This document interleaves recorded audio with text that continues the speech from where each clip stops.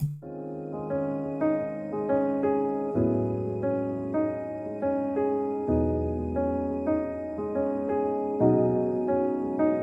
powers of alchemy.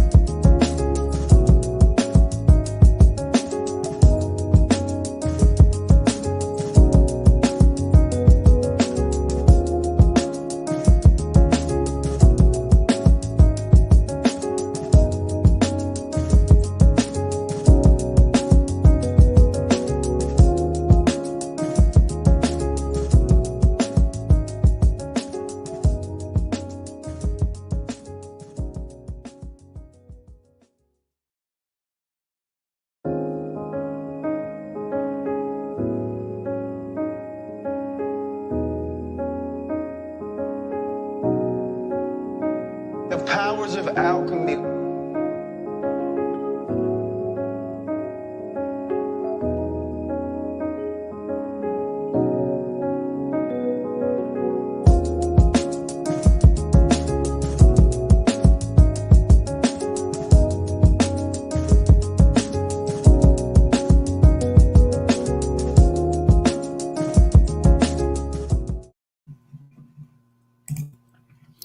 Hi, y'all. What's going on, man? This is your bro Frank coming to y'all live and direct with another edition of Views from the Man Cave. So, welcome to View from the Man Cave, a place for honest, intellectual, and informative dialogue and discourse about all things related to masculinity and manhood, responsibility and respect, provision and protection. So, let's talk about it. And don't forget to like, subscribe, and share. All right, y'all, it's another Tuesday, so we're going to rock out.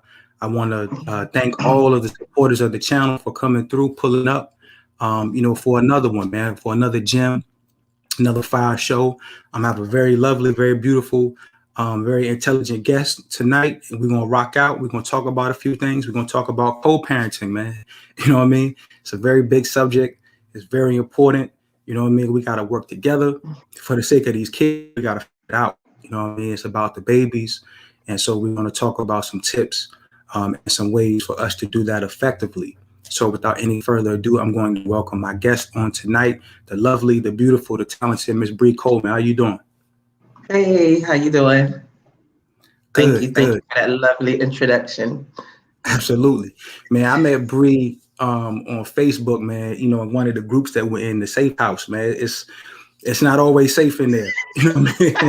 I'm gonna tell you that right now. You know what I mean? It's not always safe in the safe house. But there are a lot of beautiful people in there, man. With great minds and great insight and opinions on different things. So I met her in there, and she put a post up a while back about some content that she's going to be dropping pretty soon if it hasn't dropped already. And so it was about co-parenting, so I fell in love with it automatically, and I said, you know what, I gotta have this sister on the show to talk about co-parenting, man, so we can make sure that we are right and exact with our parenting, man, working together for the sake of these babies. So Yeah. so before we rock out, you introduce yourself, tell everybody about you, and then we kind of get into our conversation. I gotta talk about this, man. I gotta talk about this brother Derek Jackson. You know what I'm saying? I gotta talk about it. I'm sorry. Like, I'm not even sorry. But I gotta talk about this, man. It's crazy. What happened with him, what's going on with him. And I just wanted your take on it. We talked about it before the show. I just need your opinion, you know what I mean, about Derek Jackson and the whole situation, and how you feel about it. So my opinion about the whole situation, of course, is a lot of women, mainly women, of course, seem to be disappointed because he turned out to be a whole hypocrite. I've watched a lot of his videos in the past here and there, but he's not someone that I made it a point to follow. But in his videos, he really did seem to be really saying what he felt women want to hear. He didn't really come off as authentic, just one of those feel good people. And that's what people have to watch out for, because it just blew me away when I heard about it. And on top of the fact that he did those extracurricular sexual activities in Mm-hmm. him and his wife's bed, wow, that's a big no-no. Like, I can't. He basically just wiped out all of his credibility to the Right, people he had credibility for, who actually followed him religiously. right. I feel you on that. I agree. Brothers have been trying to warn y'all for years, you know what I mean, about Derek Jackson, about these panda bears. That's what we call them. You know what I mean? They pander to women, and I understand why they do it, man. It's a very lucrative. You know what I mean? True. No one consumes more than women. So a lot of brothers out here, they will pander, and they will tailor and form and fashion their content to suit women. And so women looked at Derek and said, this is the perfect guy. He looks, great, no Right. homo. He looks handsome. He has the look. He hid his wife for a long period of time. So a lot of people, Yeah. didn't even know I he was didn't know he was married. married till like last Right. year. Right. So yeah, so a lot of people kind of symbolically looked at him like, that's my man. You know what I mean? I go tap into my man, I listen to him, and I buy his books, and I go see him when he does his speaking engagements and stuff like that. And so You know, when it came out, man, you know, a lot of us weren't surprised. But it was for me, it wasn't really the cheating that had people, you know, pressed on him like that. It was the fact that, you know, he was basically a hypocrite. You know, he was putting out content, Exactly. you know, telling women not to deal with guys who cheat, that, you know, there's no excuse for cheating and no excuse for men to not be able to, you know, control their urges and all of that. And then Right. he was out here doing whatever he was doing. So it's crazy. I saw the video with his wife. With his wife, and you know, she was looking very homely and had bonnet on, and this man's out here chasing dimes and who all dolled up. And then the one time he brings his wife, you know what I mean, in front of the world, kind of introduce her to the world, you know, he had her looking real homely. So I didn't really think that was a good look. Yeah, She looked broken. it was bad. And so Yeah.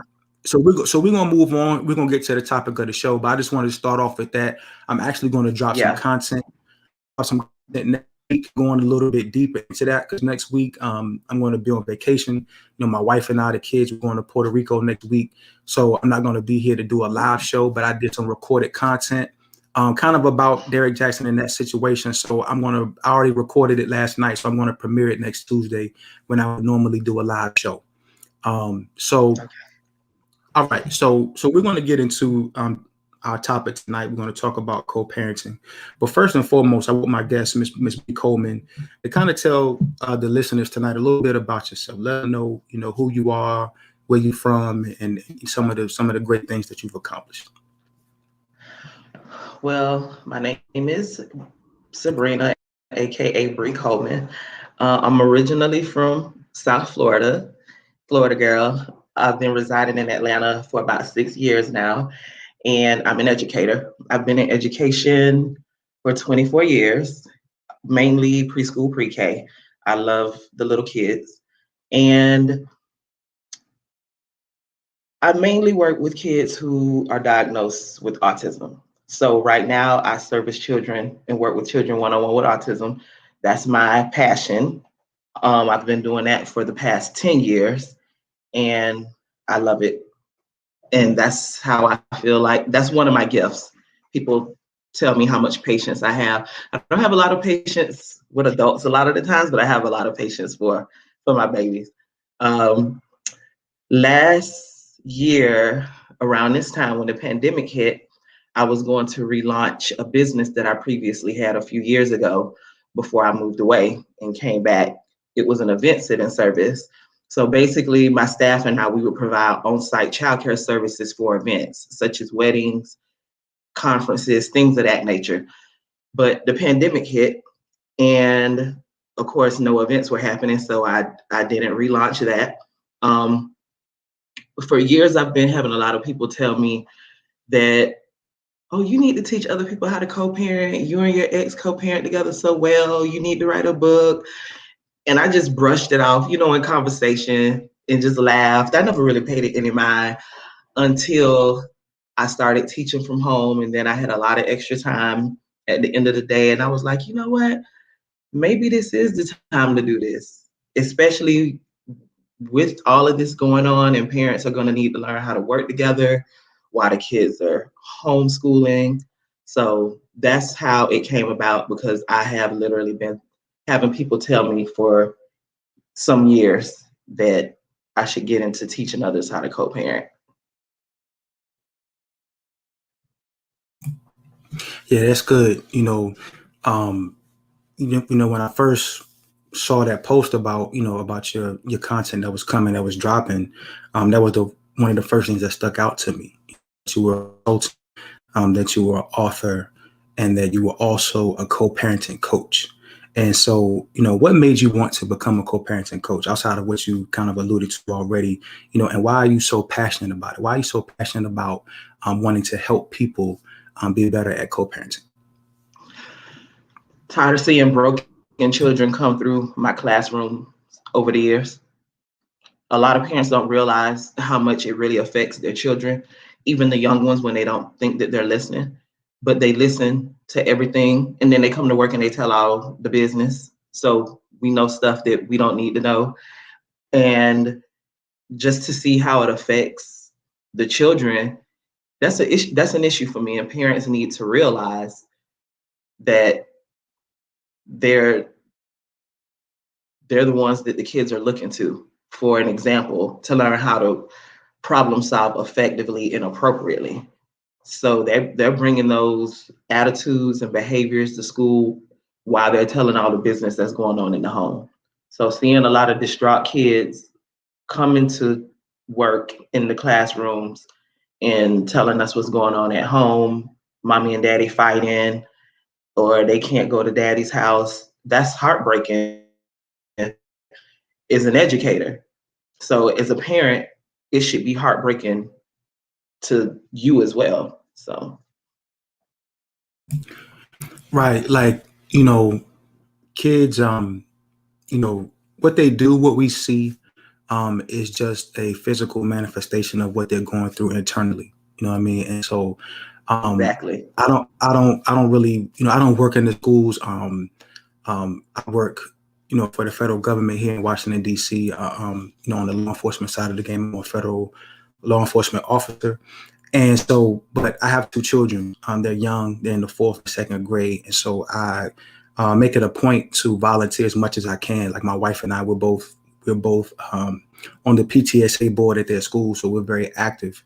And, every year since they've been in school, I would do, career days. And, the committee that I chair the Men Make a Difference committee on the PTSA board. So I'm responsible for getting a lot of the men together and getting the men back into the schools, the fathers, the grandfathers, I love so that these kids can see men, men in the schools, men in the classrooms, helping pass out papers, helping the teachers do their thing. And I take a lot of joy and I find a lot of, and I have a lot of pride in that, and it's fun. And so, I love it. So thank you. And so when I would do the, pre-COVID, when I would do the career days every year, I would go in the classrooms and I would talk to the kids, obviously, about what I do and things like that. And I would hear these stories from these kids in kindergarten, 1st grade would say, Frank, so you work in law enforcement. So, do you know my dad? And I'm thinking, is that dad a lawyer? Is that dad a probation officer, something related to the court? And I was like, well, where's your father? And they said, well, my father's in jail. Can you talk to him? Can you tell him that, to call mommy, or, can you tell him that I love him or something like that? You know what I mean? And and it broke it's me sad. down. It's sad. And I'm looking at I'm looking at the teacher, and the teacher's like, I would have never known. But, these kids are so innocent and they tell so much. They don't know really what's going on. But a lot of the issues that, they have at home, they kind of bring it to the school, and then the teachers get it. So I have the utmost respect, for teachers, for you guys who have to do curriculums and have to teach these kids on top of dealing with some of the issues that they are bringing into the school from home and things like that. So I have the utmost respect for you guys and what you do. And y'all don't get the appreciation that you should, and you definitely don't get the pay, that you should.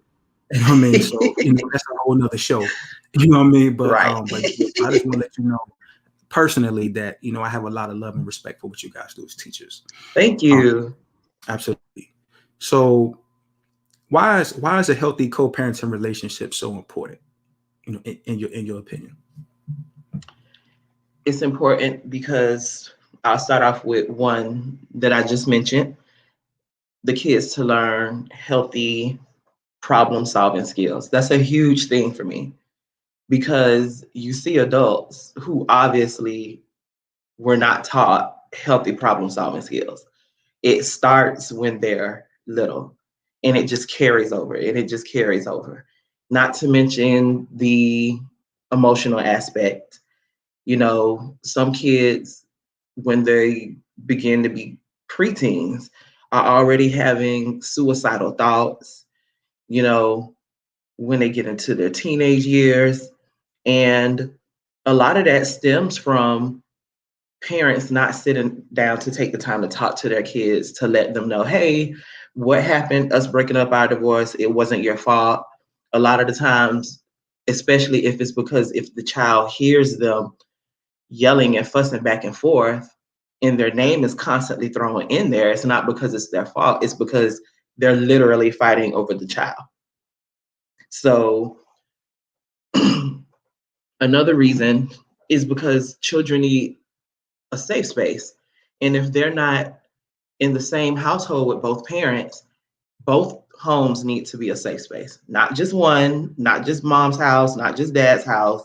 It should be both homes should be a safe space where they should feel comfortable talking to the parents about their concerns, feeling free, not feeling like they're betraying the other parent by wanting to see the other parent.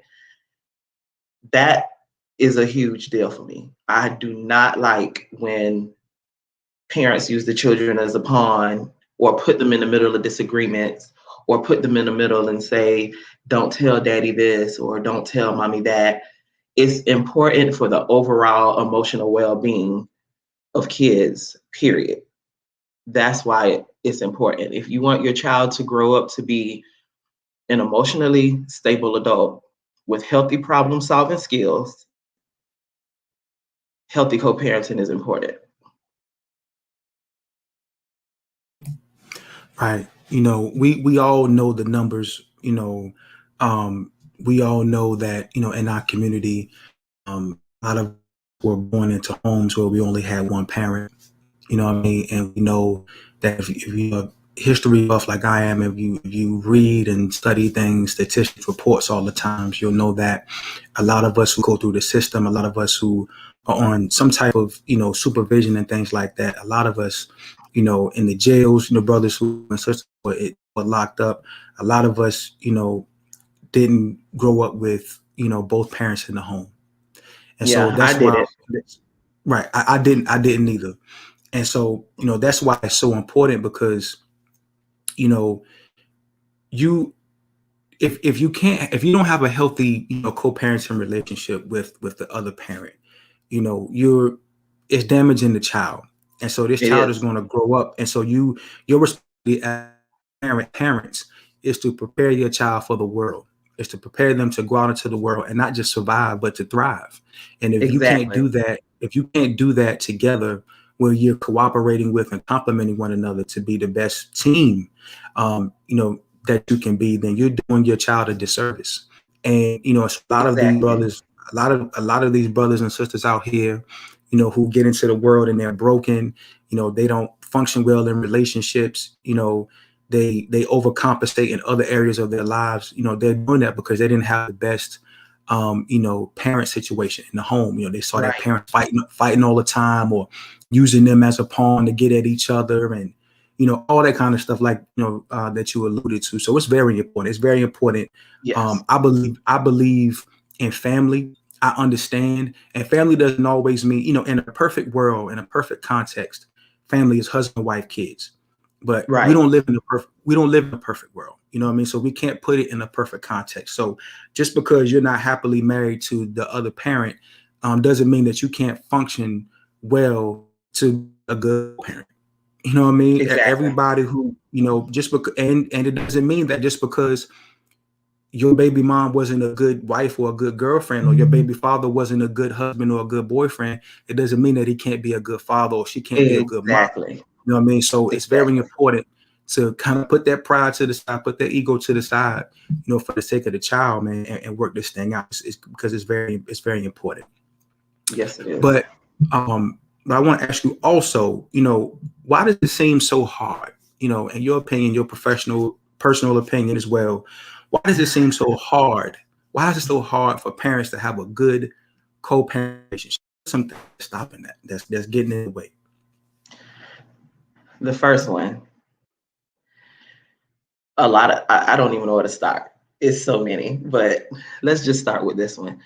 For one, a lot of co-parenting partners, they are not able to forgive. No one says you have to forget, but it's important to forgive to start that healthy process of being able to co-parent peacefully. And I actually plan on doing a webinar on that soon, the power of forgiveness, because that's where it really starts. At the end of the day, you're not going to be able to start anywhere, and there will always be a huge wall up if you're not able to forgive. Secondly, one or both of the parents may possibly still have feelings for one another. And if one of the other parents have moved on, sometimes it's just a wrap. Sometimes you might as well just be like, okay, this is going to be a difficult situation. I already know, because she's still in love with me or he's still in love with me. A lot of the times, that's a huge issue, because they may have still had in the back of their head that it was a chance that they were going to get back together. I know that was the case with my ex-husband. He just knew that we were going to get back together, and I was like, So also, power struggle. A lot of people don't know how to not try to be in control all the time. So you go from living in a household, being together, being all in love, and then all of a sudden, boom, you're living in two separate households. This parent wants to have more control. The other one wants to have all the say-so as well. That's one of the main things that I talk about in my ebook, is the fact that don't change anything. Like, keep as much normalcy as possible. And I feel like that's a huge issue when it comes to people co-parenting together well, because they change up a lot of stuff unnecessarily. So those are my three main things: having feelings for one another, not being able to forgive, and power struggles. Those are my top three. Yeah, I agree with all those, man. All of those are on point. A lot of I see it, and it's like the main thing for me that I see, is that people are just hurt and they can't get past it for the sake of the kids, Right. man. I can't get past it, Frank. Like, she cheated on me, man. You know what I mean? Right. You know what I mean? I went through her phone. I'm seeing, guys sending her pics. She's sending them pics. She got my cat out here for everybody. You know what I'm saying? And I can't get past that, Frank. I can't get past it. You know what I mean? And because I can't get past it, I'm gonna give this woman hell. You know what I mean? I'm gonna give her hell on this co-parenting thing. You know what I mean? I'm gonna make it hard. No, I'm not picking them up. You know what I mean? No, I can't pick them up. No, I can't do this. I address that exact thing. Yeah. Right. And on the other side too, Frank, look, I can't do it, man. This man cheated on me. This man lied to me. This man took my money. He messed up my credit. You know what I mean? He's out here, cupcaking with other women. I can't do that. You know what I'm saying? No, he can't see his kid. No, he can't say no. I'm gonna make it hard for him to be a father to his kid. Yeah, I'm gonna run. We're gonna record, and I'm gonna get them people in our business. You know what I mean? And make it hard for him to do what he's supposed to be doing as a dad. You know what I mean? I think that's the thing for me. It's just people just not being able to forgive, like you said, and say, look, I don't have to forget. You don't have to forget, fellas, that the relationship didn't end well. Ladies, you don't have to forget what he did to cause the relationship to not end well. You know what I mean? Or to end, period. But your child is something separate from that. Right. You still have to be cordial. You still have to be respectful. And at the end of the day, you have to realize that you're not even doing it for the other parent. You're doing it for the kid. You're doing it for your child. You're doing it for your children. You know what I mean? So try to be as cordial and as respectful as you can to your baby mom, your baby father, whatever, for the sake of the kids, man, because that's who it's about. And that's who's going to hurt the most. That's who's going to suffer the most if y'all can't get this thing together, man. It's the kids. So just be mindful of that. Exactly. And I'm glad you mentioned that about the respect, because that's another one that I actually forgot to mention that I do address as well. Respect and communication is another huge issue as to why people can't co-parent well together, especially the respect factor. But I feel like the respect and communication factor go hand in hand, but it all starts with respect. And once everything has hit the fan, a lot of the times it's like all respect just goes out of the window. Absolutely. No. Yeah. So people are chiming in the chat. Yeah, that's what I was getting ready to say. I didn't want them to think we were ignoring them. Nah, absolutely. Nah, I'm gonna put it up there. And so we can talk about it if you want, or, you know, we'll just keep it moving as well. But let me ask you this, because this is a big one. And I know for, you know, the single parents who are, or divorced parents who are watching this, who will watch this later on, this is probably one of the biggest questions or the biggest issues that they have. So I'm gonna pose it to you. You know what I mean? How do you co-parent with a difficult ex? How do you co-parent with a difficult, you know, partner? So, you know, if I'm sitting here, I'm a single dad, I'm trying my best to be cordial. I'm trying my best to be respectful and accommodate my baby mom and do things that she needs me to do for the sake of the child. And she's making it difficult for me. She's being difficult. Every time I try to extend an olive branch to try to, you know, smooth things off as much as I can for the sake of the child, she's giving me hell. And the ladies too. You know, a lot of ladies who are going to watch this are going to say, you know what? I extended my hand to my baby father. You know what I mean? He has no issues from me. He can come pick up his kids when he wants. He can spend time with them. He can go to the school. He can pick them up from the daycare. He can be in their lives as much as he wants, but he's making it difficult. You know what I mean? When I need him to do stuff, the child's living with me, with the mom. When I need him to do stuff for me, he's making it difficult. So how can you, as a single parent, try your best to co-parent with a partner who's, or with the other parent when they're being difficult, you know, or when they're being petty? So I always try to encourage people to work their issues out on their own, if possible, when possible. But at the end of the day, I hear so many people say, I don't want to get the courts involved. I don't want to put him on child support. I don't want to put her on child support. I want to keep the law out of our business. The reality is, a lot of the times, the law helps take care of a lot of that. If you're co-parenting with a difficult parent and they're literally leaving you no options, do what you got to do, guilt-free, and keep it moving. Because you cannot let the other person that you're co-parenting with that's being difficult disturb your peace and disturb your children's peace, because it's going to boil over into your household and the children are going to see it. Also, my other biggest thing is document. Documentation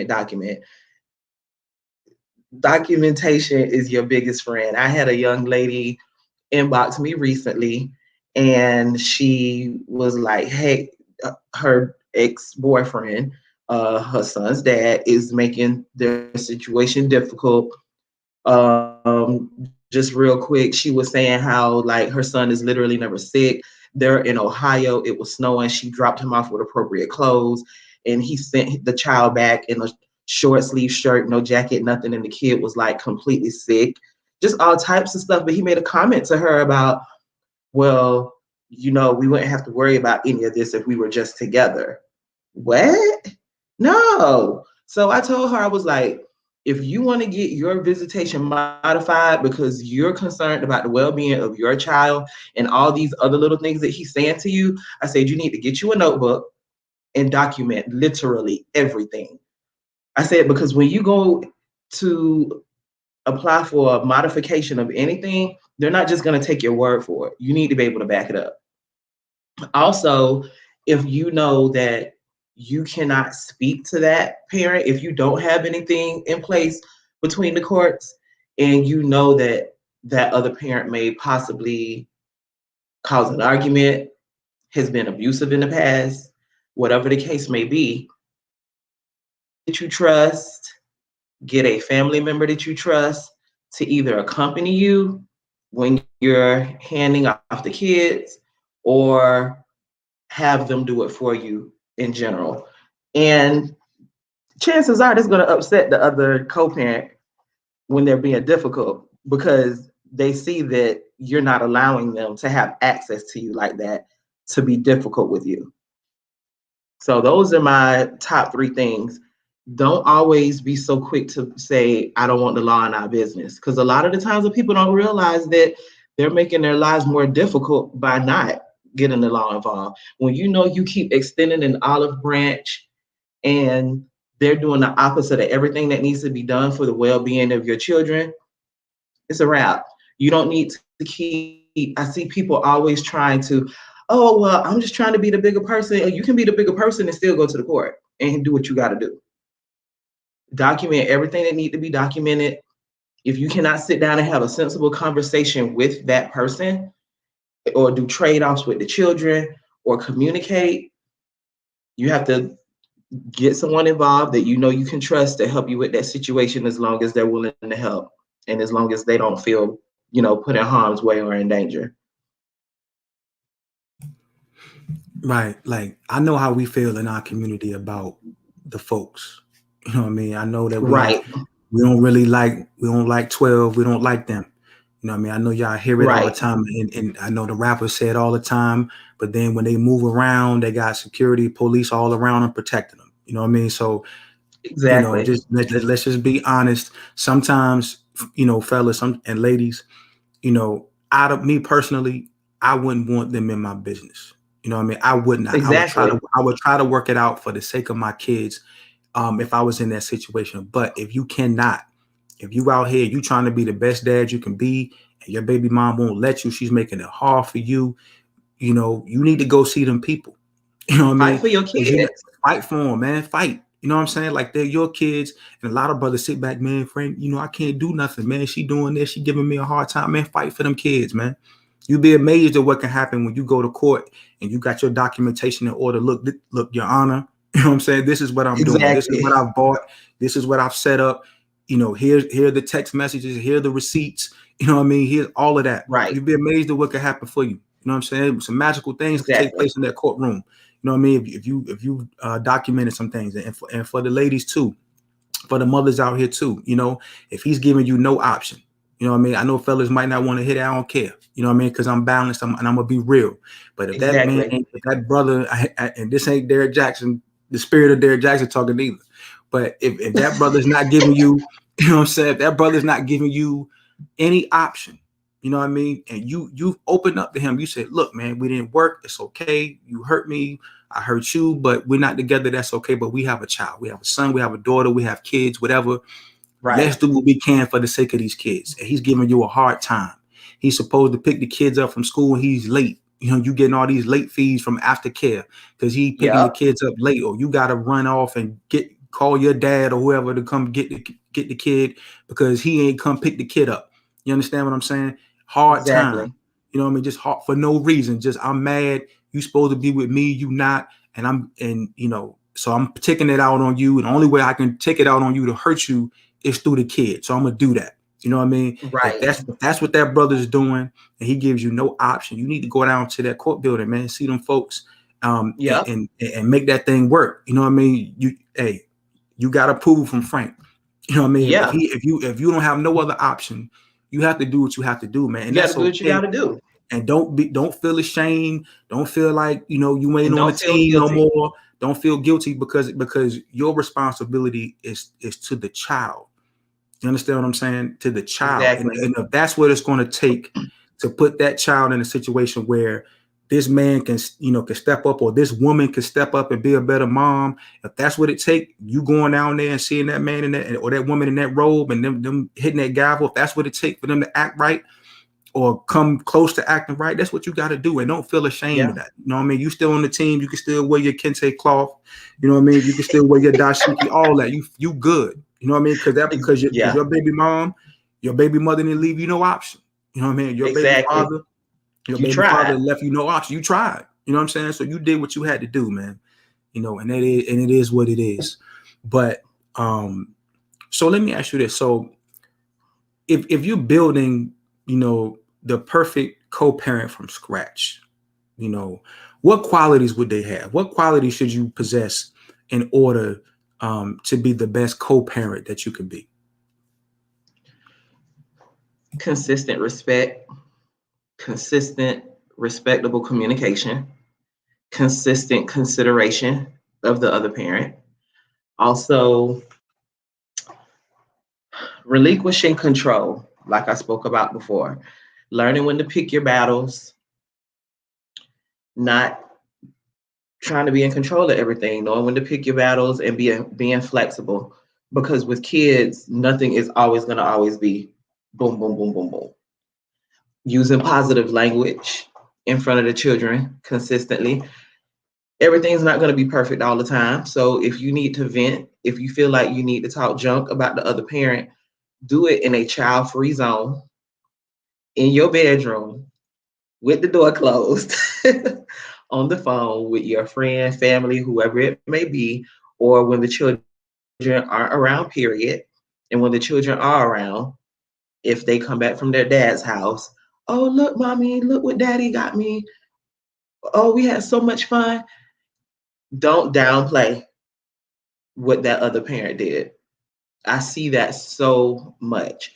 You lifting up the other co-parent to your child does not take away the importance of your role in what you do and what they see you do and what they appreciate you for, simply because you spoke highly or made a simple compliment about the other co-parent. I feel like a lot of co-parents, they feel like they're in competition with one another, but it's not a competition, it's a collaboration. So I feel like too many people get those two C's mixed up. It's a collaboration, it's not a competition. Also, being consistent, providing normalcy that I addressed before. If you're no longer residing in the same home and the dad is supposed to, like you were saying, pick them up or take them to practice, if mom was dropping them off to school every day because she goes to work later, continue to do those same things. Continue to help the kids adjust by keeping everything as normal as possible, by being consistent and not switching everything up just because you don't feel like doing something anymore because you and your feelings. Your feelings have absolutely nothing to do with your kids needing stability. How you feel is irrelevant. And I'm a very blunt and very direct person. And that's how my ebook is. Like, it's not for the faint of heart. I'm finna help you get your whole co-parenting life together. We all grown. I'm not gonna coddle you. I'm not going to be biased and one-sided for the women or the men as far as my clients. I'm going to tell you what you need to hear. We're going to get to the root of the problem, and you need to accept it and take it for what it is. So I just feel like a lot of parents need to learn how to listen better as well. Listening to understand instead of to respond, as the saying goes. So my top things are listening, being flexible, being considerate, being respectable, and being considerate. Absolutely. You know, the biggest thing for me is just watch how you talk about the other parent, man. Like that, Right. that's the main thing. Like I've heard it, I've been around it. I grew up, with that type of energy. You know what I mean? Your father ain't nothing. He did Right. this, or he don't give you, he don't do nothing for you. He don't whatever. Your baby, your mother is trash. She don't do this. She never did this. She never, did anything for you. And that's just a bad look, you know what I mean? Because that child is going to Exactly. internalize all of that because that child is made up of both of y'all. So Exactly. if you telling him his father's trash, you know what I mean? Part of him is his dad. His dad is, genetically, metaphysically, his dad is all in him. So you're Yep. saying, so to a child, a lot of times what you're really telling that child is you're trash. You don't think Exactly. you're doing it. Obviously, that's not what you mean.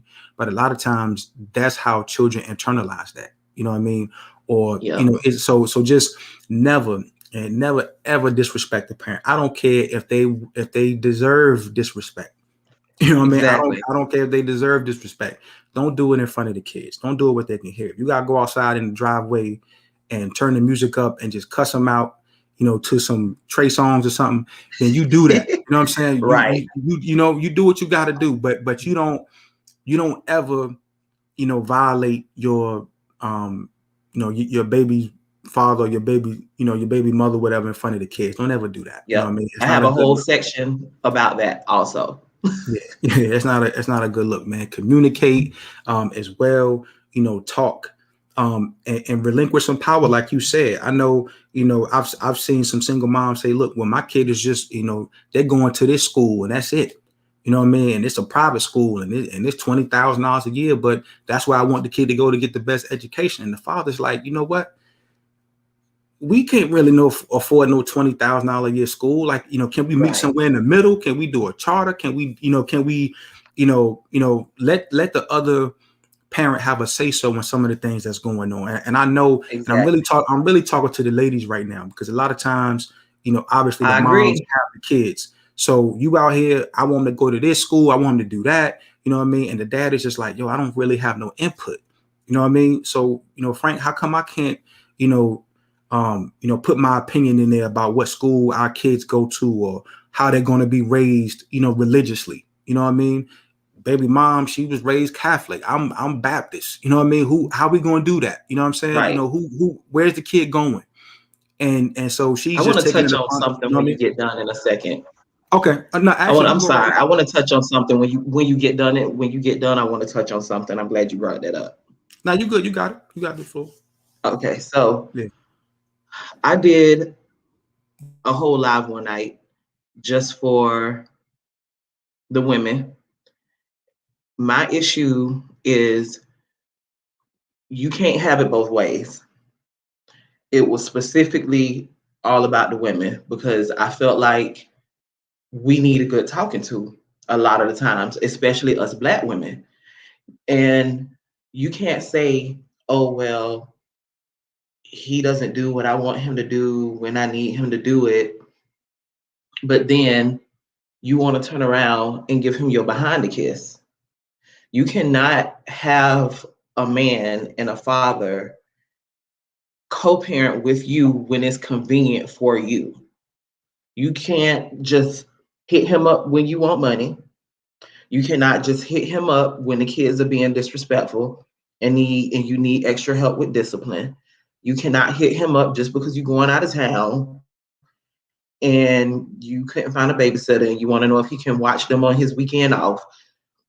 You cannot have a father that is trying to be there and then you want to control when he can be a father. No, it don't work like that. It does not work like that. And I've seen that so many times and it bothers me. It's like either you want him to be involved or you don't.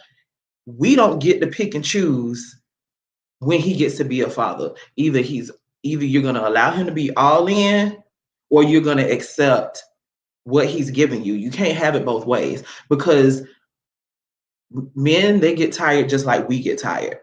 And a lot of baby mothers, they don't realize that they push the father away when he's trying his hardest to be there.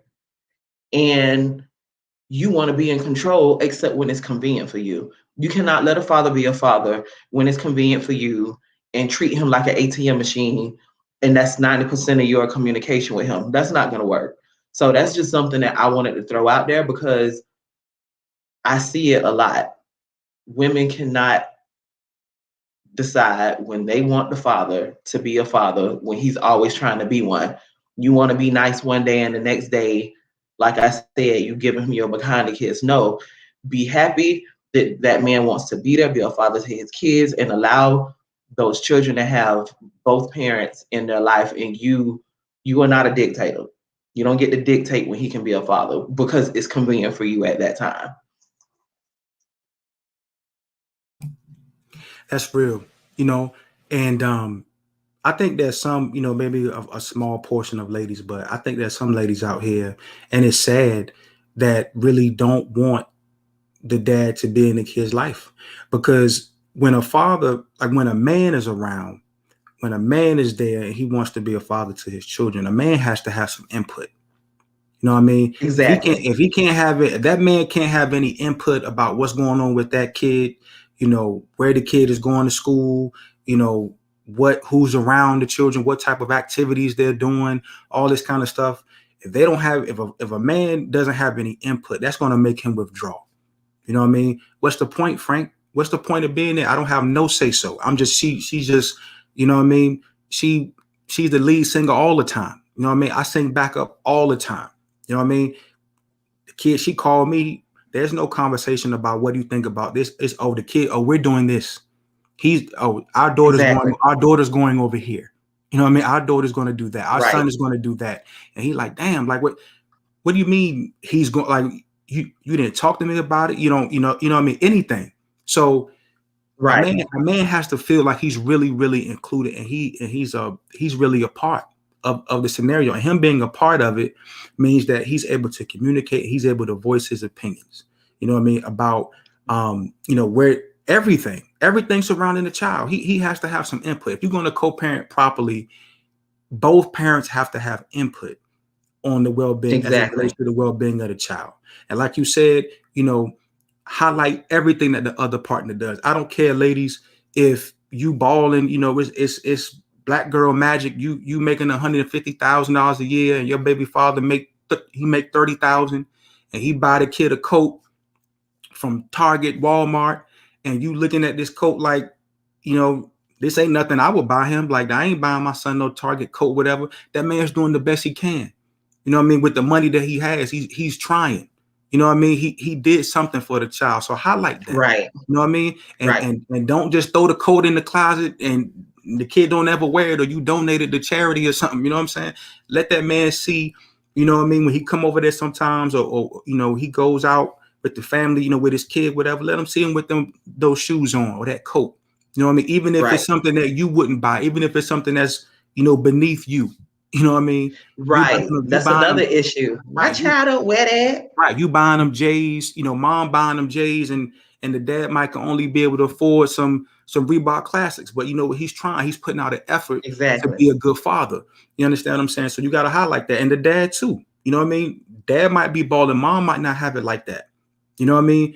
Dad might take the daughter to, a salon, get her hair done. Mom don't have it like that. So mom might say, maybe I'm gonna do her hair. You know what I mean? Let me do it. I know how to do hair a little bit. Let me braid it up real nice. And when you go pick your daughter up, don't look at her hair like, who did this? So, you know what I mean? Who told you to do it? Who told you to cut his hair like that or whatever? Nah, man, just look. If it look decent, you know what I mean? If it looks presentable, you know what I mean? Just rock with it, man, and highlight everything that your partner, everything that the other parent is doing for the sake of the child. Highlight that, man. Commend them, show them some love. You know what I mean? Because that's going to encourage them, and the child is going to see it, and the child is going to be happy about it, and that's going to encourage them to keep doing it. You know what I mean? To keep being a part. So that's absolutely important. So how often should co-parents communicate? When should co-parents communicate? Should you be, talking about the kid at night, 10, 11 o'clock at night?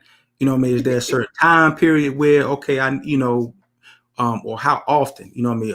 Should there be communication every day, every other day, weekly? What's a suitable amount of communication between, two co-parents? I would say at least weekly, but of course it varies depending on the needs of the children, how many children you have, what may be going on with the children, with education or health-wise and things of that nature, being sure to keep the other parent up to date. Like my ex-husband, he works a lot. And sometimes I know he might forget stuff. So I might shoot him a text and be like, hey, like for example, my daughter, she knew she had an upcoming surgical procedure. So I shot him a text like after we got there. And I was like, hey, just so you know, we're here and she'll be going back soon. And he was like, oh, okay, well, let me know how everything goes, and blah, blah, blah. And I sent him a picture of her, chilling and stuff before, she went back. And our kids older. Our kids 17 and 19. My daughter just turned 17, but I'll still send him pictures and stuff. But that's probably like, I can count on one hand how many times a month I do that because they communicate with him on his own. So it just depends, but definitely enough to where both parents feel involved and one does not feel excluded, especially when it comes to important things like I said, their health and school and extracurricular activities, and letting the other parent know when the kid, has games and things like that, making sure a schedule is provided. But especially if your ex has another significant other, you have to be respectful. Like my ex-husband, he's remarried, and I would never contact him at night when I know he works a lot and he's home at night with his wife. If it's something that I feel is important and I'm like, oh, I forgot, then I'll just shoot him a text the next morning. Like when I know he on his way to work or might have just gotten to work, like, hey, I forgot to tell you such and such. But it's important to be respectful of the other parent's time. And even if they're not in a relationship, but especially if they're in a relationship, which takes a lot of maturity for a lot of people if they're not, especially if they're not over their ex. Jay Sean said, my daughter's mother never calls to check on her daughter or talk about her well-being. Have you addressed that with her, Jay Sean? Is she with you full time? Or do you mean when she's visiting with you?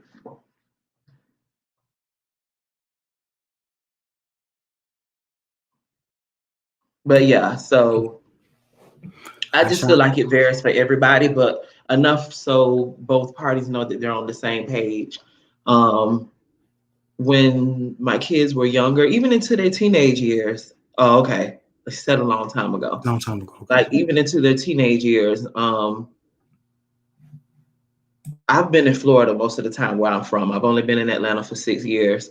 And my kid's father moved back to Michigan in 2009. And this is another huge thing that I want to address, going back to what we were saying about making sure that the father feels included and you not treating him like an ATM machine, only hitting him up when you need something. No matter where that other parent is, you all should communicate enough, and the children should be communicated enough to the point where if you say you're going to call that parent because you're having a behavioral issue, those children should be shook. Because I would be like, you know what? I don't have time for this. I don't have the patience for this. I'm calling y'all daddy and I'm going to let him handle this. And they would look crazy. And he lived all the way up north, but they still had that respect for him. Even seeing him only a few times out of the year, they still had that respect that when I said that, if I was done, I'm like, no, I need you to call them because I'm all done. Both parents should have that respect from their children, no matter where they are. So that's another thing about communication. If you're communicating enough and keeping the other parent in the loop enough and letting the kids know that they can't play one side, it's a huge benefit for everybody. Right. I'm going to touch on that in a second too, but we had another question from the chat. Miss Happy Rich and Petty says, could you talk about custody and co-parenting? She asked that. Yeah, I was going to ask her what she meant specifically. Like, what were you looking for specifically? Yeah, so I'm gonna give you a few seconds to kind of type in the chat what you meant by that, kind of being a little bit more specific.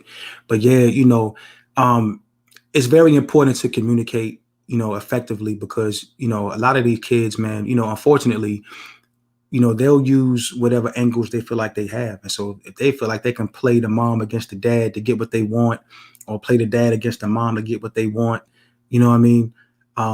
They'll do it sometimes. Kids will do that. You know what I mean? And, right. And you don't want to be,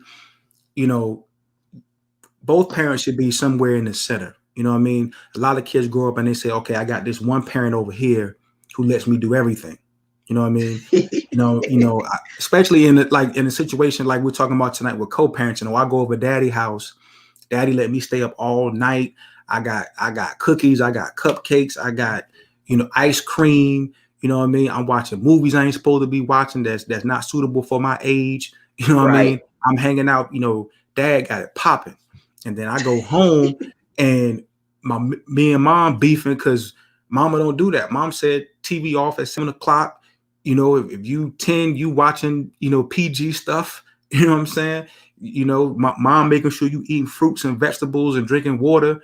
You know what I mean? And so dad, when you kind of lax like that, you put a lot of pressure on mom, because mom is still in a lot of order, a lot of discipline, and you're causing friction, because when the kid comes back home from dad's house to mom's house, The kid is like, okay, where the cupcakes at? You know what I mean? Where the ice cream at? And mom like, we don't do. Right. You know better. You know we don't. Look, I got some broccoli in here.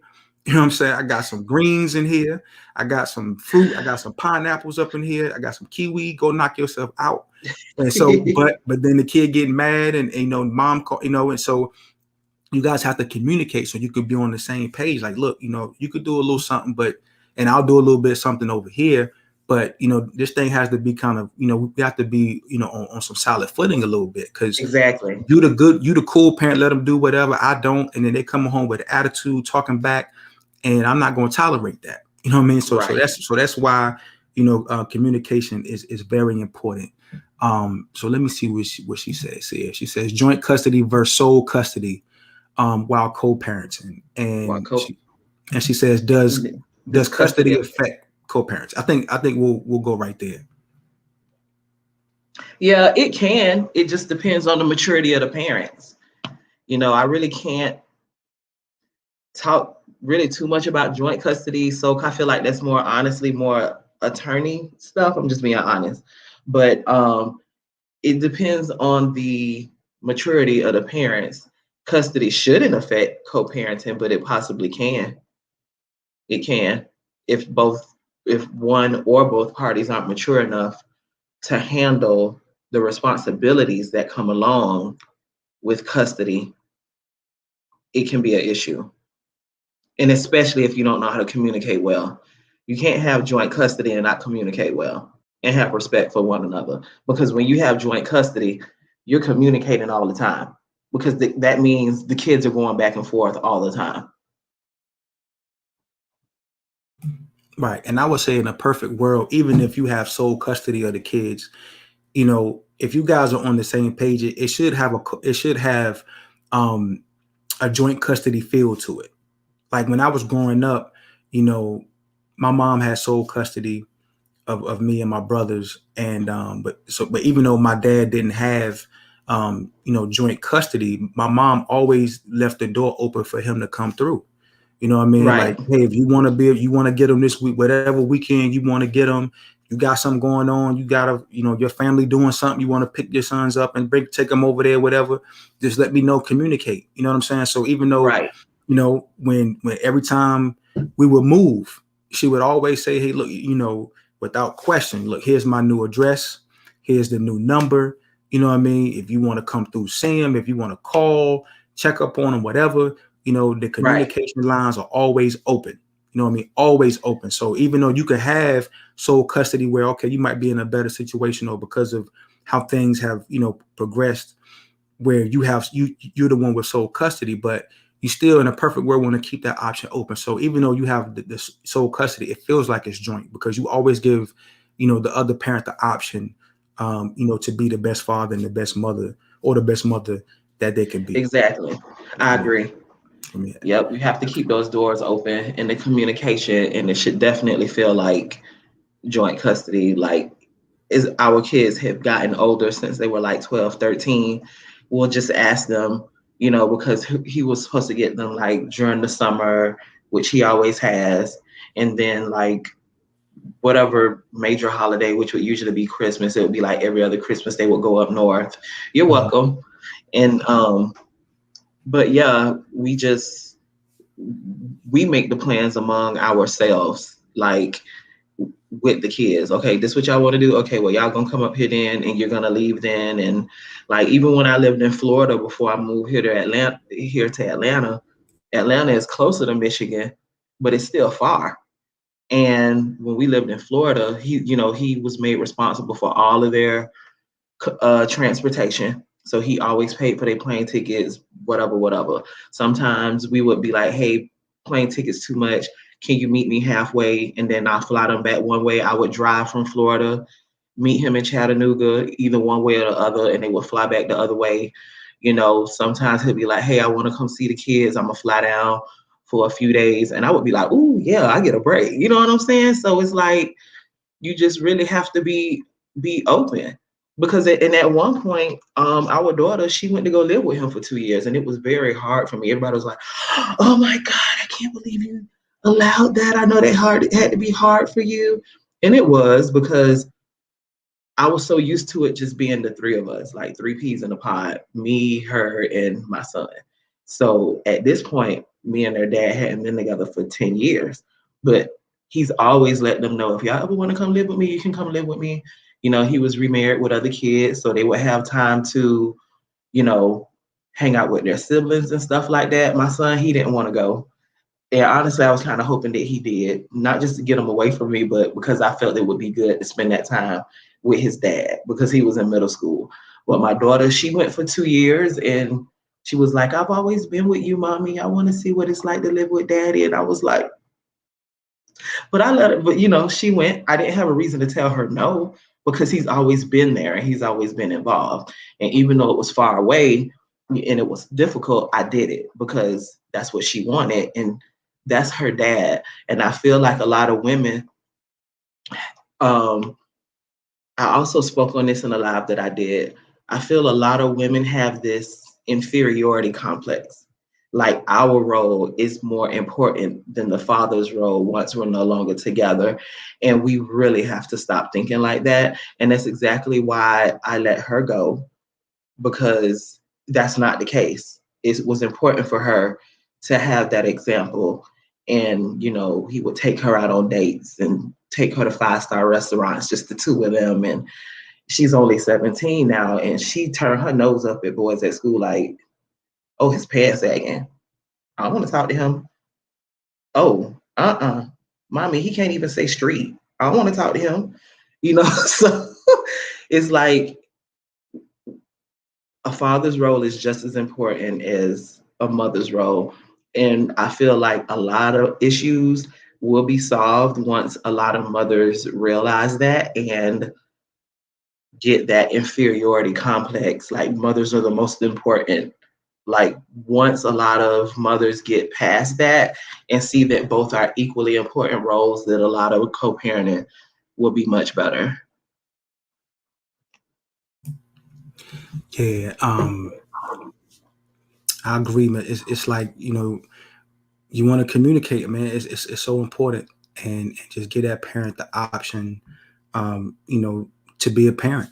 You know what I mean? And when you do that, I think, you know, when you open things up and you give them the option, you know, to be involved and to be a parent, it's just going to make things better. You know what I mean? And so, you know, but have these conversations, communicate. You know, my sister Kenya Right. came through. Kenya, shout out to Kenya out there in New England, out there in Connecticut. You know what I mean? She made a good point when she was talking about, she was kind of alluding to what we talked about earlier with, you know, parents buying each, you know, kids stuff and competing with each other and all of that.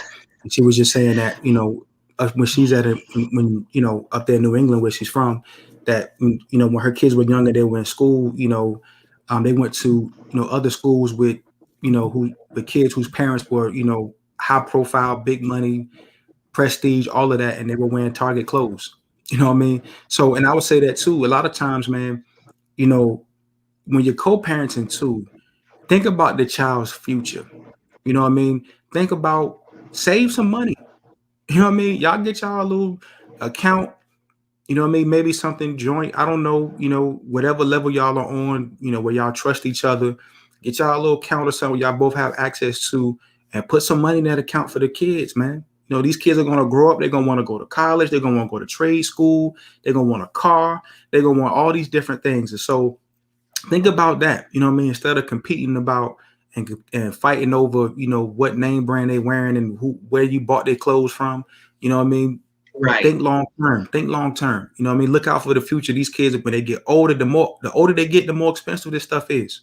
You know what I mean? Exactly. You can get away with some, you can get away with some, you know Right. what I mean, from children's place, you know what I mean, when they 7, 8, 9 years old, but then they when they become teenagers and ain't no children's place up in here. I need, you know, I need some Zara, I need some H&M, I need something, you know what I mean? And you Right. know, it's gonna get more expensive. So prepare for that now.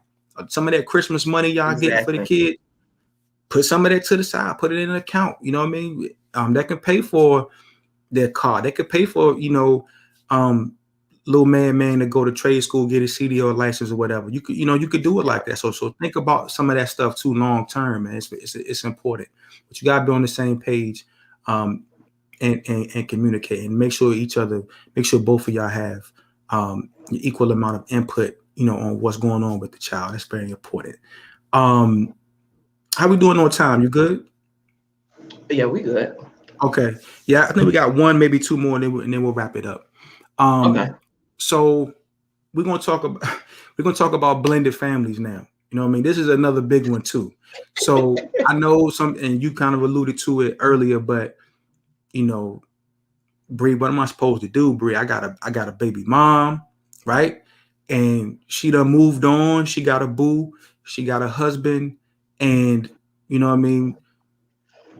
It's been a little bit of friction. You know what I'm saying? So I'm being a dad, but you know, this man has more say so over Just so my you know, child than Frank, I you do. breaking up some. I'm sorry. So Hold on. repeat the tail end of what you just said. Okay. Can you hear me now? Can you hear me now? Okay, say it again. Okay. I was saying that, yeah, you know, There so you go. let's say, you know, perfect, you know, scenario, you know, I have a baby mom and she moved on. She's in a new relationship. She's got a boo, you know what I mean? She has a husband, whatever.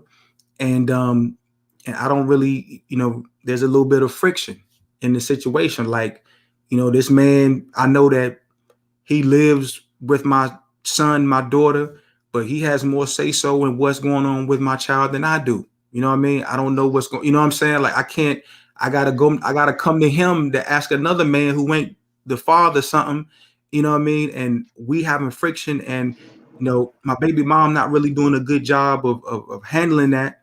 You know, what am I supposed to do? Or Frank, look, you know, I got a baby father, he's moved on, but his new boo, his wife, she tripping. You know what I mean? You know, it's just some issues with, you know, me trying to co-parent with him, and his new boo is in the way or causing problems or getting in his ear and telling him that he shouldn't have to do some of the things that he's doing. You know what I mean? You know, how do you deal with that? How do you deal with the whole blended family aspect and the one parent moving on and bringing somebody else into that equation? Excuse me. So I address this as well in my ebook. I have a whole section on it, and it's about boundaries, because I feel like when it comes to relationships and starting relationships with other people, when kids are involved after a breakup, it's all about boundaries. So the first boundary I talk about, that I said some people might have an issue with, I don't care if you've been with somebody for 10 years. If y'all not married, stop calling yourself those kids stepmom or stepdaddy. Y'all ain't married. Step means married, which means they have more say so with what goes on in the children's lives than a boyfriend and a girlfriend. Regardless of what people think, regardless of how they feel, or at the end of the day, if you're not a step parent, you don't have no say so. Unless you and the other parent have been together for quite some time and you get along really well with your co-parenting partner, significant other, and you all have that understanding that they do have certain say so in certain scenarios and situations, that's cool. And kudos to the couples that are able to do that. I feel like the issues come in to what Frank, what you were just saying.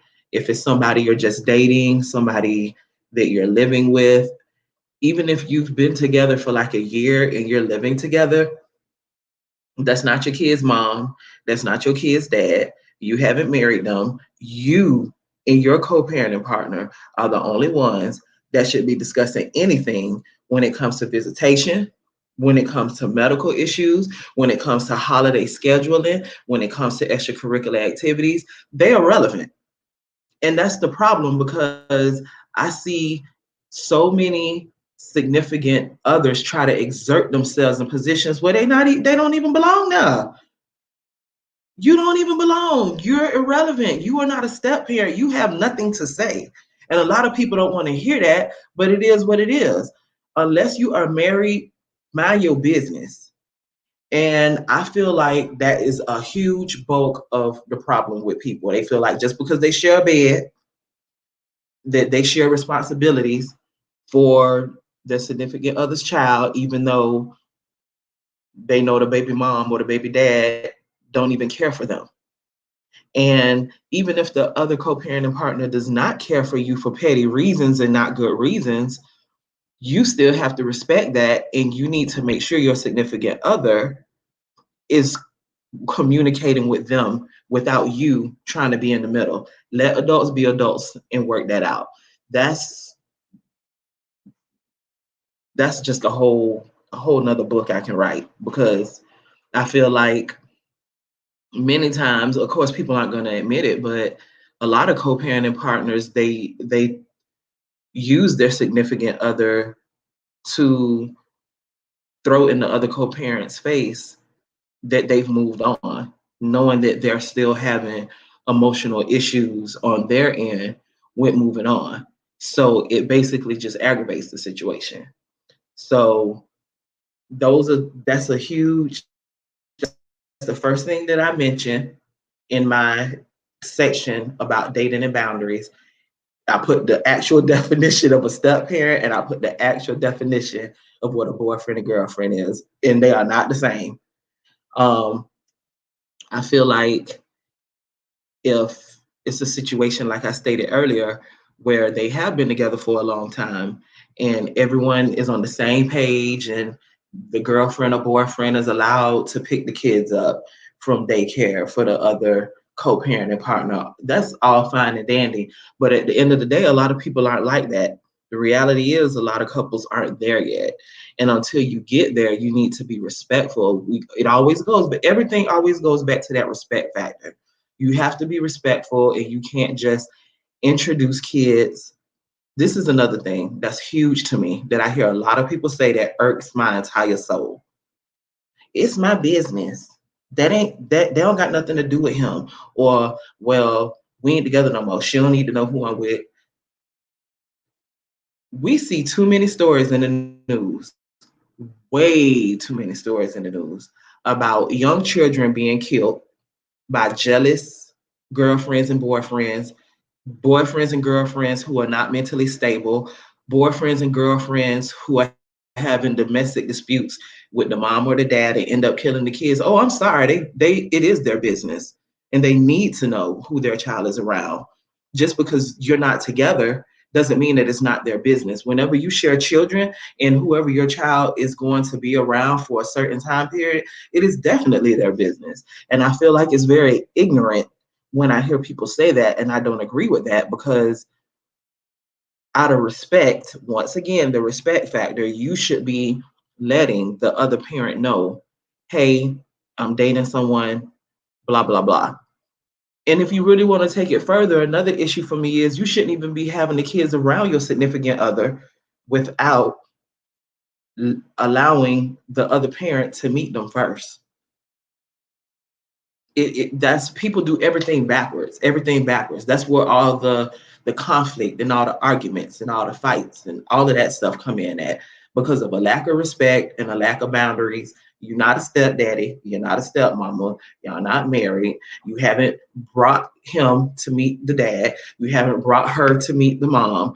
Do things right from the jump, and you can save a lot of headache in your co-parenting situation.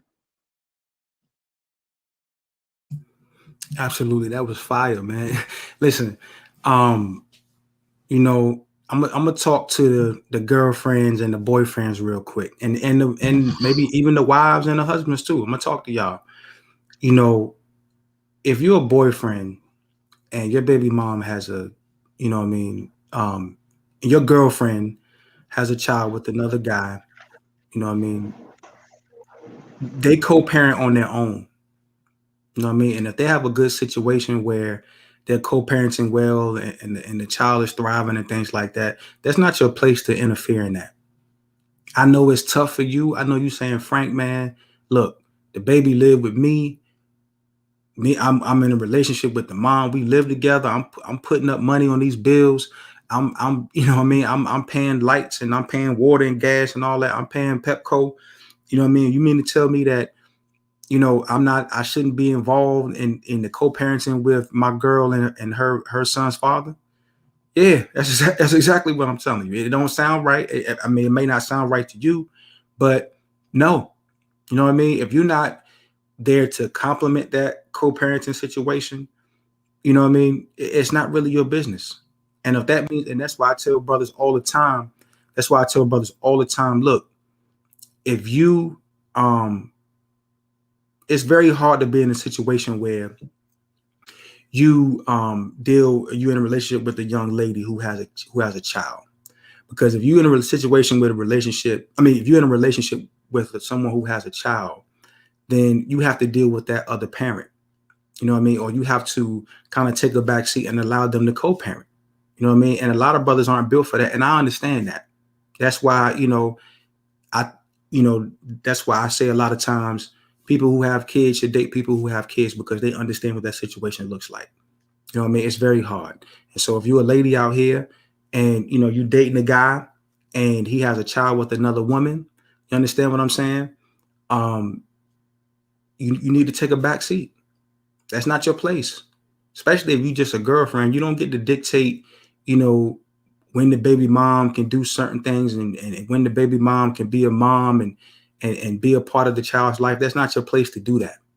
It's not your place to do that at all. You know what I mean? So fall back, man. At the end of the day, it's about the child. You know what I mean? It's about the child. And I'm going to end it on that. I'm not sure if my sister Bree's going to hop back on.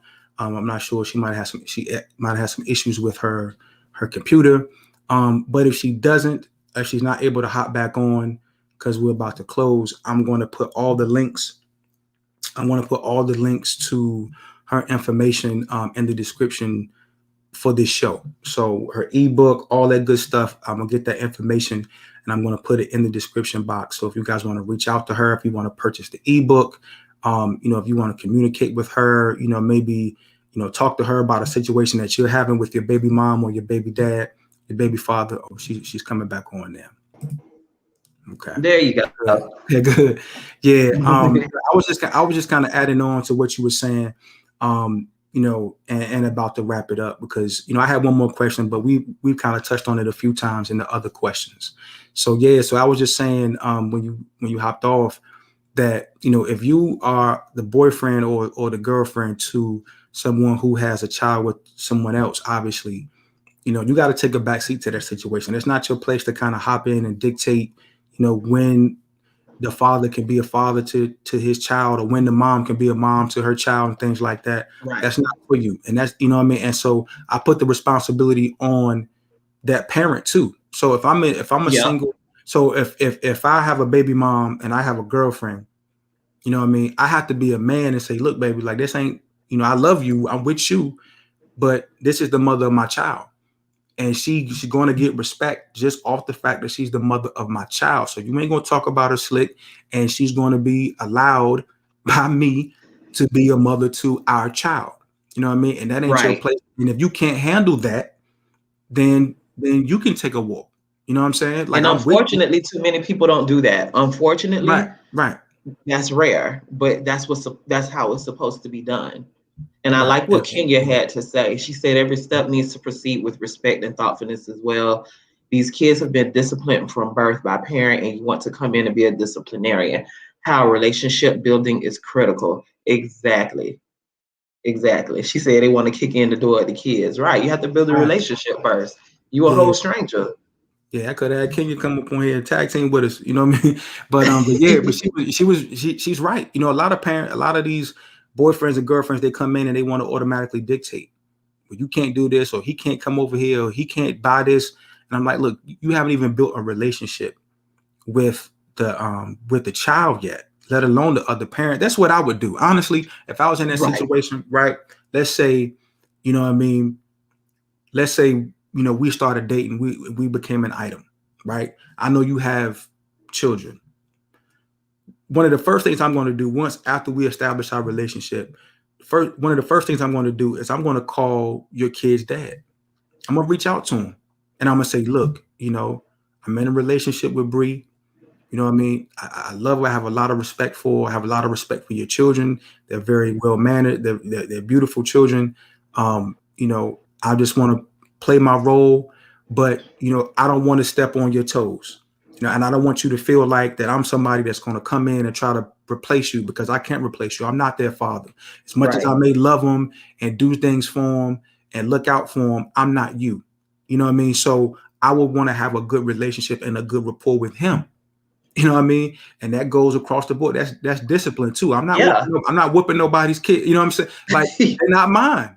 If Right. first thing, if the child's acting up, you know what I mean? And I know me, I'm like, look, if this was my kid, we'd already, we would have handled it. You know what I'm saying? But she's not my child. So I'm gonna call dad, like, dad, this is what's going on. And we on the same page. So the kid also is not in a position where they can play mom's boyfriend or mom's husband against the dad and cause friction or whatever. Exactly. Nah, I'm calling him up first. How do you want to handle it? You're the father. You want me to do something? You want me to talk? You want me to drive them to you? What do you want me to do? You know what I mean? If that's a situation that I put myself in, then that's how I have to play it, because all of that effective communication is going to benefit the child in the end. And that's the goal. The goal is to put the child in the best situation to be successful. And if that means I have to step back and check myself and communicate with dad or whatever, if that's the situation I want to be in, if I want to be with a woman who has a child and has a baby father, whatever, that's how I have to play it. Or if I want things to be successful and cordial. Right. Absolutely. So I'm gonna let my sister Bri go, man. I'm not, I know she's busy. She got books. You know what I mean? She's doing consulting. You know what I mean? I forgot to talk about my other book. Yeah. So that's where we at. So I want you to kind of say some closing thoughts and promote yourself. Everything you got going on, I want you to talk about it. I'll get the info from you later, and I'll put it in the description box for the show, so people can click on it and tap into you. So the floor. Well, thank you. Mm-hmm. Okay, so this is all new to me, but I enjoyed being on here, like talking to people and stuff. I'm really camera shy, but when you guys chime in and talk, it really helps. So thank you for chiming in. I just released my very first children's book. It is called Through My Eyes, and it is a Black Lives Matter children's book. It's a project that I actually thought of a few years back when Philando Castile was shot and murdered in the car with his daughter in the car, and her consoling the girlfriend. That just really broke my heart. And, with Eric Garner being strangled by the police on the sidewalk in New York. And it was something I never followed through with. So when everything happened with George Floyd, I was like, you know what? I really need to write a children's book, because our children have witnessed and seen so much that they don't know how to process this, and to help parents and educators, because I'm an educator, in case you guys missed the beginning of the show, how to talk to younger kids about this issue. So basically, it's a book told from the perspective of an 8-year-old little Black boy, and his mom comes home visibly upset, crying, and he's eavesdropping on his parents' conversation, and they end up having the talk with him about, how Blacks are treated by police and society. And the story is set in present times. So in the book, they're wearing masks and things of that nature. And the book actually does reference true events. I don't say any names in the book, so it'll be more, I feel, emotional for adults than it is for the children, because your child might not know who I'm talking about, but when adults read the book, they'll know exactly what situation I'm referring to. I refer to Trayvon Martin situation in the book, Tamir Rice, George Floyd, Sandra Bland, but I do it in a child-friendly way. But this is like all dialogue happening between the 8-year-old boy and his parents, and they're telling him things that have happened, and he wants to make a difference in the world. So it's called Through My Eyes, and it's available on Amazon. Okay, absolutely. And so I know you do consulting as well. So just put it all out there. So if somebody wants to say, hey, Ms. Coleman, I got a situation, I'm trying to figure out this co-parenting thing, can you talk to me? Can how would they be able to get in contact with you for that? So my email is info@thebricoleman.com, where you can reach out to me for co-parenting coaching. I've been in early childhood education for 24 years, and I am trying to break into the early childhood education consulting. I actually have my first training coming up soon within the month for a new preschool that just opened, because I'm tired of working with people who don't know what they're doing. Like, and I actually taught pre-K for the Department of Defense in Virginia for a year. And as much training as they gave us, constant training, at the Army base, I found that all my coworkers, they didn't know what the hell they was doing.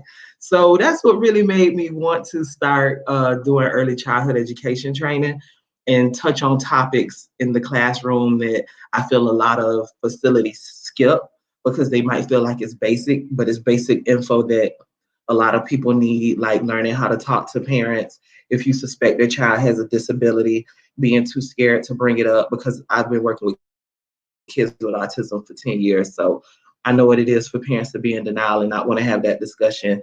So various topics like that, customer service, because a lot of people don't realize when they're working with families that is customer service. You know, I can't stand working with teachers who have attitudes like, why you here?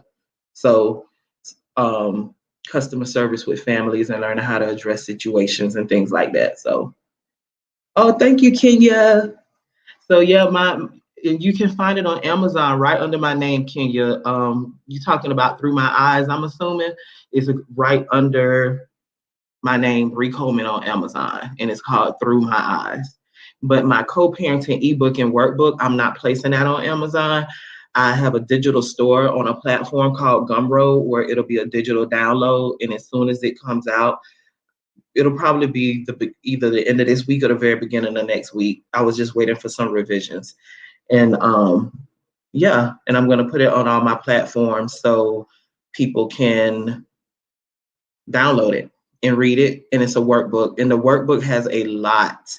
I put a lot of self-reflection questions, Frank, in my co-parenting workbook, because a lot of parents always try to make it about the other parent when they don't realize, if they look in the mirror, a lot of the times they'll see the problem, you know, in the co-parenting situation. It's not always necessarily the other parent.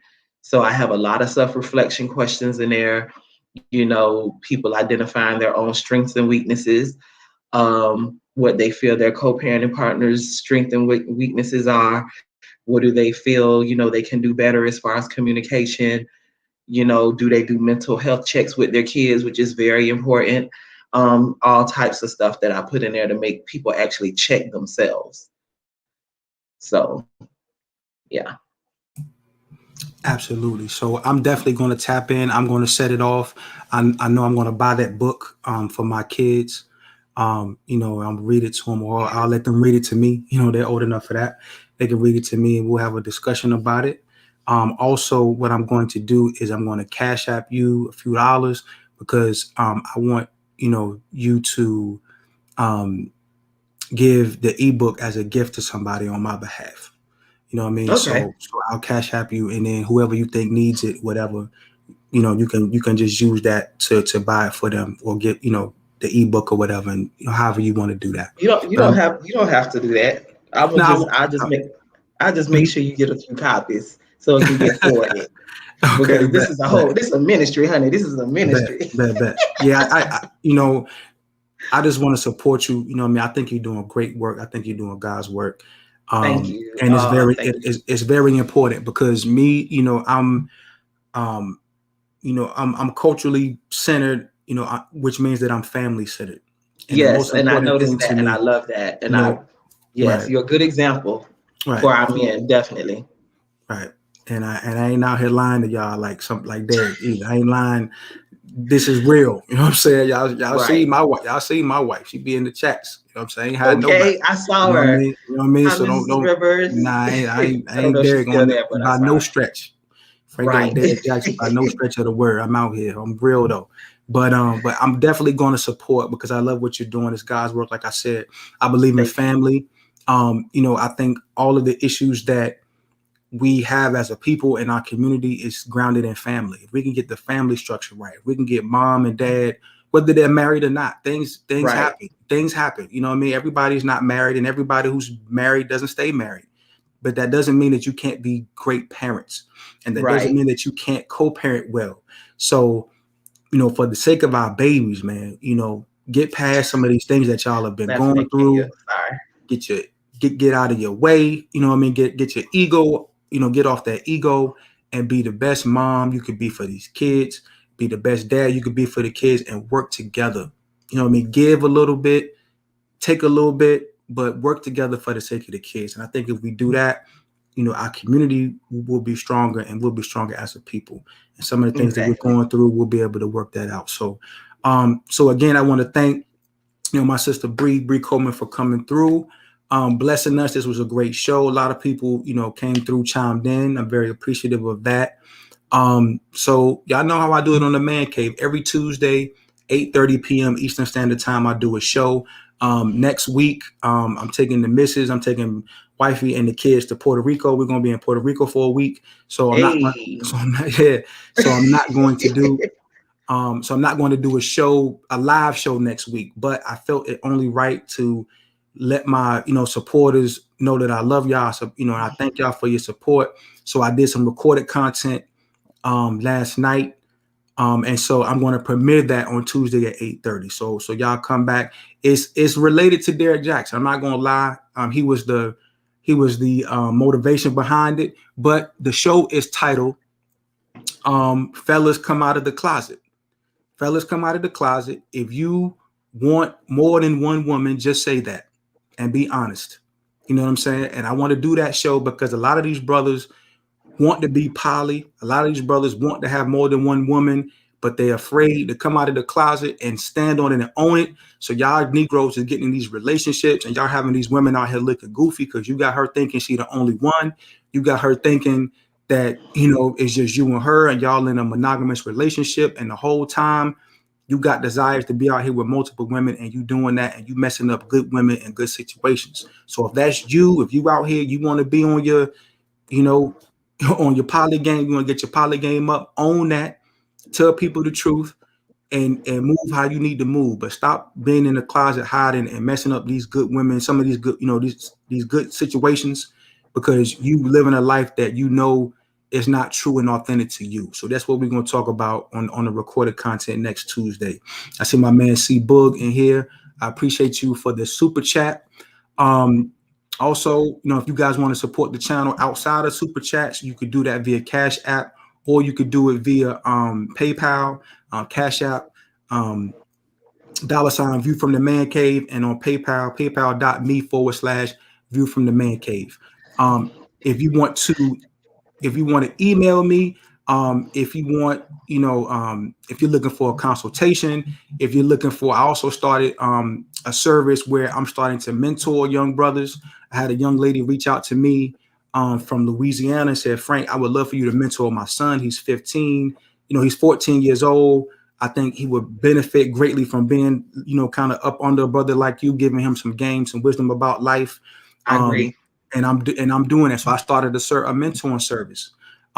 So if you have a young brother, a son, a cousin, a nephew, whatever that you feel like, need to be up under a brother, get some game from a brother like me, you know what I mean? Then reach out to me via email and we could talk about rates and scheduling, all of that, so that I can mentor you. So that I can mentor that young brother or that young sister, however it plays out. And for consultations as well, if you have a question, a personal question, relationships, whatever, say, Frank, hey, I just want to run something by you. What do you think about this? I'm here for that too. So just send me an email, frankjrivers@gmail.com. And so on that note, we are going to say peace. Hold on, before we go, I'm sorry. Go ahead. No, you got it. I'm sorry, I forgot. Thank you, Kenya. She was asking for my Facebook. My name is spelled Bri, last name Coleman, Coleman. So my Facebook is just Bri Coleman, Bri, and then Coleman, Coleman. And my IG is _Bri Coleman. Bet. So I know Kenya, you tapped in with me on Facebook. So if you go to my Facebook page, you'll see Bri there because she shared this video. She shared this, the post about this show. So if you go on my Facebook page, you'll find her, Bri Coleman, and then you can tap into her that way as well. So thank you again, everybody. Thank you. Thank you so much, Frank. I appreciate it. I had fun. I enjoyed you guys. Absolutely. I got you.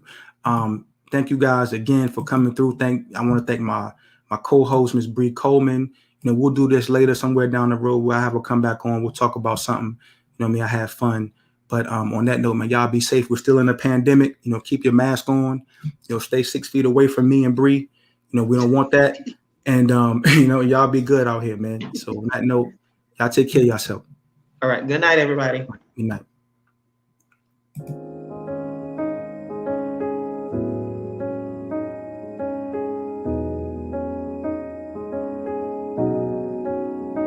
The powers of alchemy.